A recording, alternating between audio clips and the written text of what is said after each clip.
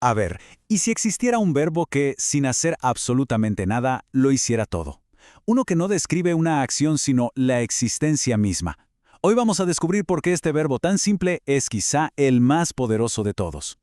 Pensemos en esto por un momento. Si tuviéramos que elegir un solo verbo, el más fundamental, ¿cuál sería? ¿Correr? ¿Amar? ¿Crear? La respuesta es mucho, mucho más profunda de lo que parece.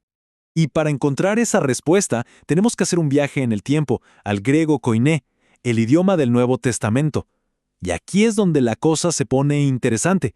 La clave no está en un verbo de acción, sino en uno de simple existencia, pero con un poder que es de verdad asombroso. Muy bien, llegó el momento. Vamos a conocer al protagonista de este análisis, el verbo eimi. Eimi es básicamente el equivalente a nuestro verbo ser o estar, y es por lejos el verbo más común que encontramos en los textos originales. Pero aquí está el detalle que lo cambia todo. También es el más irregular. Su forma se transforma constantemente, lo que lo convierte en un desafío, sí, pero también en la llave para entender ideas increíblemente profundas. Para empezar a entender su poder, arranquemos por lo más básico, cómo funciona en el presente. A ver, echen un vistazo a esta tabla. Lo primero que salta a la vista es que casi ninguna forma se parece a la otra, ¿verdad? Tenemos eimiye para yo soy, ei para tú eres, estin para es. Por eso es un verbo irregular. No sigue un patrón claro y sencillo. Cada forma hay que memorizarla, porque cada una es única y, como veremos, fundamental para lo que viene después. Ahora, no se trata solo de cuál es el verbo, sino de cómo se usa. Y aquí hay dos maneras clave que cambian por completo el significado de una frase. Fíjense bien. A la izquierda, en la posición atributiva, el adjetivo solo describe el Dios santo. Es una descripción, ¿no? No es una oración completa. Pero a la derecha, en la posición predicativa, ¡boom!, hacemos una declaración. Dios es santo. Aquí el verbo es está implícito y convierte la frase en una afirmación, en una verdad.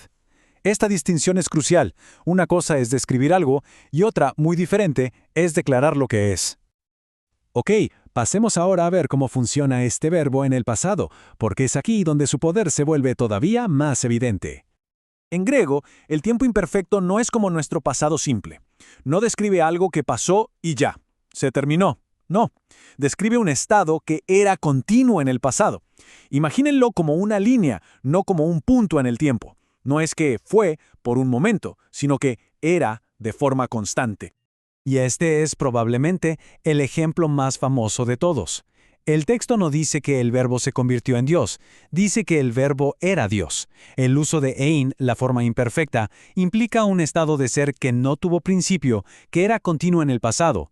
La gramática aquí es el cimiento de una idea teológica gigantesca. Y ahora sí llegamos al punto culminante. Aquí es donde todas estas piezas de gramática se juntan para construir algunas de las declaraciones más potentes de toda la historia. Ego eimi. Dos palabras. Dos simples palabras que lo cambian todo. Ego es yo. Y eimi, ya lo conocemos, es soy. Juntas, son la declaración de identidad más absoluta que puede existir. Yo soy. Aquí tenemos la primera gran declaración. No dice yo doy pan, ni yo me parezco al pan. La afirmación es directa, es total. Yo soy la fuente misma de la vida. Es una declaración de existencia y de propósito en una sola frase. Y la fórmula se repite, con la misma fuerza. De nuevo, ego eimi.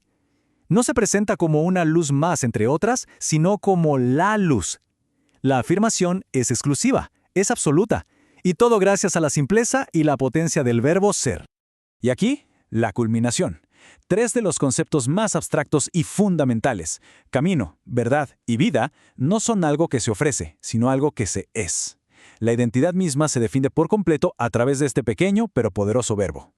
Y así hemos visto todo el viaje. Empezamos con una simple tabla de conjugación y terminamos en las afirmaciones de identidad más profundas que se han escrito. Todo construido sobre el humilde pero inmensamente poderoso verbo eimi.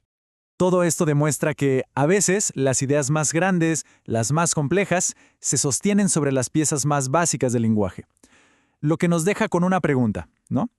¿Qué otras verdades profundas se esconderán a plena vista en la gramática de lo que leemos todos los días?